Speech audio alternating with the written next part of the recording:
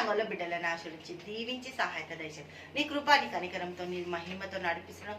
వందనాలు స్తోత్రాలు చెల్లిస్తున్నాం తండ్రి అని మనం చెప్పగలిగేటట్టు దేవుని ఒక కార్యాలు మన జీవితాలలో ఎంత చక్కగా అద్భుతంగా వివరించి చెప్తూ ఇర్మియా దేవుని కొరకు దేవుడా నేను ఎంత నీ సన్నిధిలో ఉంటున్నానో అన్ని అవమానాలు నేను గురి అవుతున్నానని చెప్పి ఇర్మియా దేవుడి దగ్గర పెడుతున్నాం మొర మనం వింటున్నాం కదా. దేవునికి స్తోత్రం హల్లెలూయా. ఇర్మియా దేవునితో ఒక మాట చెప్తుంది. ఇర్మియా 20వ అధ్యాయము 7వ వచనం ఒకసారి చూద్దాం.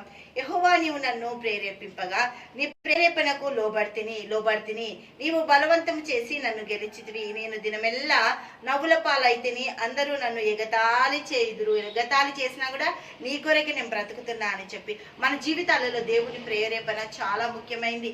దేవుని ప్రేరేపణతో మనం ముందుకెళ్ళడానికి, దేవుని ప్రేరేపణతో సువార్త ప్రకటించడానికి, దేవుని ప్రేరేపణతో మనము స్వస్థతలు చేయడానికి, ఏ విషయమైన దేవుని ప్రేరేపణ పరిశుద్ధాత్మ ప్రేరేపణ మనలో పనిచేసినప్పుడు మనము కాదని చెప్పకుండా ముందుకెళ్ళి అటువంటి పనులన్నీ చేయడానికి దేవుడు మనల్ని అలంకరించి ఆశీర్వదించి మనకు కావాల్సిన ప్రతిదాన్ని ఆయన సిద్ధపరుస్తుంది. దేవునికి స్తోత్రం హల్లెలూయా.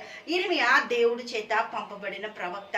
కానీ దేవుని చేత పంపబడని ప్రవక్తలు, యాజకులు, విశ్వాసులు, పెద్దలు, సంఘ పెద్దలు అందరూ కూడా అక్కడ పశువులతో పాటు ఏకమవుతున్నారు. కానీ వారందరికీ దేవుడు పిలుపు లేదు. ఇర్మియాను దేవుడు పిలిచిండు. అన్ని రంగాల్లో ఇర్మియాని దేవుడు ఆశీర్వదిస్తుండు. దేవుడికి స్తోత్రం హల్లెలూయా. సంసోనును దేవుడు ప్రేరేపించిండు, సంసోనును రేపిండు అక్కడ హల్లెలూయా. దేవునికి స్తోత్రం. ఈ యొక్క సంసోనును రేపడానికి కారణం ఏంటి అంటే ఆ సంసోను ఫిలిష్తీయులు అందరిని కూడా హతం చేసి అక్కడుండే భయంకరమైన పరిస్థితులు అన్నిటిని కూడా తారుమారు చేయడానికి దేవుడు సంసోనును వాడుకుంటుడు. కానీ తల్లిదండ్రులు సంసోనుకి ఆ ఒక వివరణ ఇవ్వట్లేదు, ఆ ప్రేరేపణ చూపించట్లేదు. ముందుగా ప్రేరేపింపబడాల్సింది మనం ఇంట్లోనే, ముందుగా ప్రేరేపింపబడాల్సింది మన ఊర్లోనే, మన పట్టణంలోనే, మన ఉన్న ప్రాంతాలలోనే. దేవునికి స్తోత్రం హల్లెలూయా. ఇక్కడ సంసోనును ప్రేరేపించాల్సింది తల్లిదండ్రులే. కానీ వాళ్ళు ఆ ఒక ఫిలిష్తీయులతో యుద్ధానికి వెళ్ళినప్పుడు ఈ యొక్క సంసోను భయంకరమైన పరిస్థితిలో చిక్కుకుంటాడో ఏమో అని భయముతో తన కొడుకుపై ఉన్న ఆ ఒక ప్రణాళికని, దేవుడు చెప్పిన ప్రణాళికని ఈ యొక్క మనోహ భార్య సంసోనుకి వివరించి చెప్పట్లేదు. కానీ చెప్పాలా వద్దా? చెప్పకున్నా దేవుని పని జరుగుతుంది కదా. దేవునికి స్తోత్రం. దేవుడు సంసోనును రేపుతున్నాడు. చూద్దాం మనము న్యాయాధిపతులు 13వ అధ్యాయము 25వ వచనం. మరియు యెహోవా ఆత్మ జొర్యాకును ఎషియేలునకు మధ్యనున్న మహనేదానులో అతన్ని రేపుటకు మొదలు పెట్టాను. దేవునికి స్తోత్రం హల్లెలూయా. ఎప్పుడంట, ఎక్కడంట? హల్లెలూయా. దేవునికి మహిమ కలుగును గాక.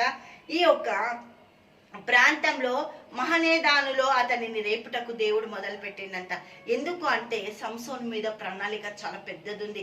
సంసోను ఫిలిష్తీయులను హతం చేయాలి, అక్కడున్న శత్రుత్వాన్ని అంతటిని నాశనం చేయాలి, అక్కడున్న ప్రజలందరిలో నుంచి విడిపింపబడాలి వాళ్ళందరూ కూడా అని దేవుడు సంసోనుని రేపుతున్నాడు. దేవునికి స్తోత్రం హల్లెలూయా. ఈ రేపబడటము దేవుడి దగ్గర దేవుని సహాయం కొరకు దేవునితో జీవించాల్సిన పరిస్థితుల్లో ఉండాల్సిన సంసోను వేరే స్థలాలకు వెళ్ళిండు కదా. దేవునికి స్తోత్రం.